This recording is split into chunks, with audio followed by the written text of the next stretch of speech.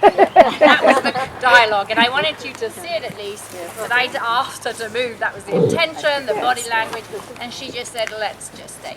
Okay. All right, so there's our first dialogue. Second, my eyes are on eyes. She knows I'm preparing. I want to break this down. And second time she's gone, either you can put do we have to, do we really, you can put those words to it, but she's ultimately seen I'm getting ready, and she went, let's just go to the heart space and forget that. However you want to phrase it. And then on top of it, she goes really soft in the face and eyes, go, let's sleep here. So obviously no fear about my presence, which is kind of good, but just fascinating to see how she truly feels about this pen right now. Okay. All right, so there's two that I've let her have for you guys to see. Okay, next one. So I've moved my hands, right? And I've got ready to go again. And already, my voice was, there's two I've let her have. That was what I did. What did she do with her face when she knew this one was going to mean it? Walked away. What did she do with her face? Did She you looked guys away see? from you. Speak up a bit. She looked away. What's her face Oh. say? What's her nose doing? You can actually see it still. She's saying no. Gone disgruntled. So from a beautiful open nostril, she's doing this now. So she knew full well number 3 we were going to go, and she's going. So she's gone from trying to schmooze to, oh, this sucks. So I'm just sharing that with you that she saw my intention change. That's her heart. And she responded. She responded. See the disgruntledness? There we go. All right. There's the head toss, the licking chewing. So she said, this is not my idea. I knew that already. And then I'll acknowledge the licking and chewing. Her ears locked on, so she's paying complete attention. I'm back at 45 degrees, either on eye, shoulder to square. She's volunteering as little as she possibly can right now, so she's thinking backwards, which means she's thinking of stopping rather than going forward. So she doesn't listen to the line on the body. I'm stepping it up, holding that canter. I want her to listen to the line on the body, holding the canter, bringing her back down to the trot, keeping that fluidity to keep that motion going. I'd like her to begin to listen a little more than she did. She knows that I sand in my eye. Because you'll see her head come in and lick and chew. There. So I'm going to bring up my shoulders just a tad there. Bring in this arm. I wanted to see if she'd listen. She knows exactly what I'm saying. Perfect. I'm going to drop back, eyes on her hips, eyes on eyes. Thank her for the downward transition, keeping that fluidity going. There, that's better. Good. Wanted to see if she'd listen to my footfall, and then she'd probably mimic. There we go. And thank her for mimicking. Bring her back down. We'll try that again. Like her to expand. Thank her for the transition up and down. Perfect. So you've seen weight in the heels. Now you've seen lifting the feet. So if I lift my feet, she'll get lighter on hers. If I'm heavy on my feet, she'll get heavier with hers. Like that. So got to make sure you stay light with a heavy horse. Pushing her out of that circle, maintaining the trot. I'm going to move the shoulders back. There's a dropping of a shoulder, and you can see what it does to Michaela. Acknowledging the head drop, making sure the shoulders are here. I'll show you again. Dropping the right shoulder back, draws her in, versus the right shoulder forward, pushes her out. So she sees a little of a difference there. I'm going to push her out just here.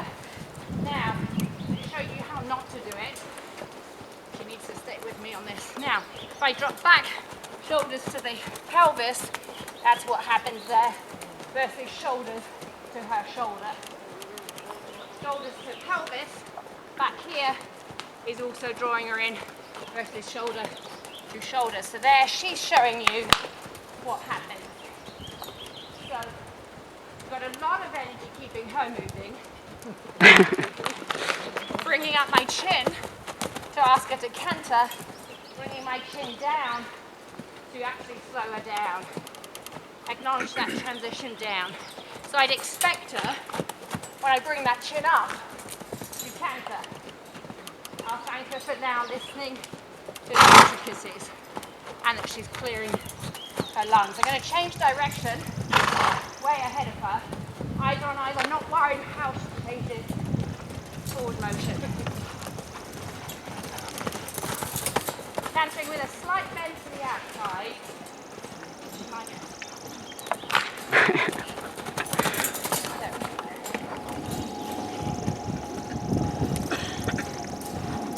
So she's fine with the line.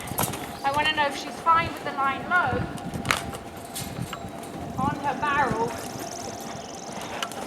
to know how she feels. So she's fine.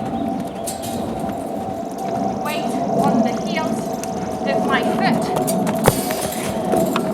They do not only slow down but grip. And now we're listening. So this hand influences the height. Going to that, we bring it down with the eyes.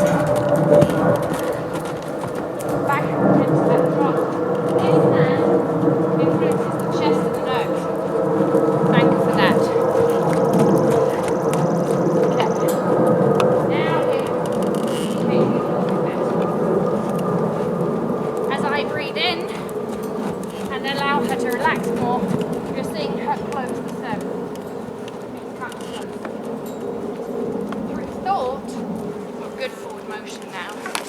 Through thought, I'm going to ask her to go down one level. She's asking nicely if I'm sure, and I am. So I'm going to acknowledge the fact that she slowed her feet and suggest she goes down slower. Acknowledging the softening of the head carriage, the neck, the mouth, licking and chewing, and the fact she's got the forward motion. Dropping a little further in behind as I drive her. Remember, you don't want to take these shoulders off. This way, I'm companion walking. She'll get lost. You'll see that. She'll begin to just walk anywhere, losing attention. I'm companion walking. And at some point, she'll have to look for me, because that's companion walking. This is driving her, where I'm actively involved back here. I'm going to ask her to step out to the side of the rail, and I'm engaged, so she can say things like, may I come to the WALK? She's saying, can I come in closer? Absolutely. She can ask, she's not allowed to tell, and there she's also saying, may I slow down? Absolutely she may. So I'll encourage that. So that just shows you a few things of companion walking and shoulder position. So what it took was me to prove that I can lead her by influencing the feet a little faster. And once I influenced her through her lack of motivation, she was fine. She's looking. I can drag my eyes ahead of her, take the energy off of the wall, and ask her to connect. We go heart to heart. Heart to heart means heart to that heart. We start there usually with the orientation. It's a good place to end. Love for her to demo one more thing. What we want to do is when we step in that shoulder, we want to ask permission in our mind's eye. The asking is, may I step in? When they move the head to one side, it's a yes. So in my mind's eye, if I'm saying, may I step in, I'd like her to demonstrate both. So one would be a block, pay attention, and one would be allowing me in. So I'd love for her to allow me in, that's fine. But if she were to say no, let's see if we can get a no here. Can you do that?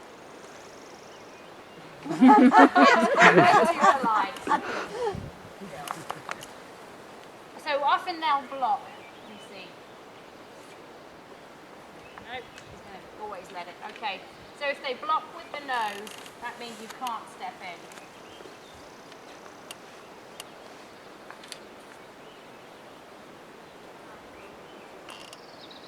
So that's the first piece of the communication, is an asking if you can come in.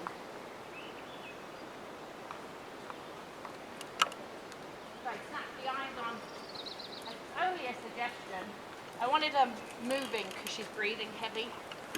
So I just thought, oh, let's get you moving a bit so you're not standing still. And the suggestion is, would you like to? You know, would you like to connect and move with me? Let's get our breath back here. And she was quite willing. So yes, I'm moving my hand to my parents on. That's not an issue. She's not over sensitive. When you get into the close connection piece, you want them close. She's demoing well now. Not behind you. So you want the nose next to you. Well done. Not behind you, because behind you means if she spooks, it's into your back. So if I were, do this, if I were a little further ahead, I would need to watch to see where she is. But ultimately, with the companion walking in close connection, you're looking to match her footfall a bit. To say, I see how fast you can go, let's have a magnetic connection here. And everything's in curves and angles.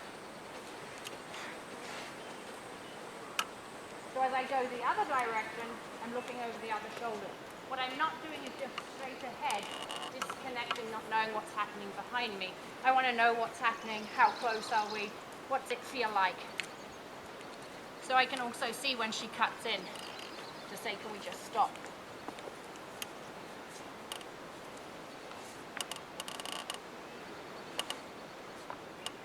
If I want to break away, I can step in this way and break away back at 45 just to disconnect. I can also walk away in a straight line, and she has the choice. So breakaway would be, we're disconnecting and I'd like to just walk. Now if she came, that's her choice, but I didn't say you need to. So I haven't put my eyes on, and that just tells you another piece about them, whether or not they want to be close during that period or they prefer to just step in the middle, etc. Nothing personal. It just is what it is. So we have a different personality coming through, different temperament and personality, different history coming through with her, and probably a different perception than when we hear the words of what's being said and how she's being described. I will have brought in the body language that I did and hers. I will have brought in her temperament, as well as the ways in which I communicated. So what did we discover about her?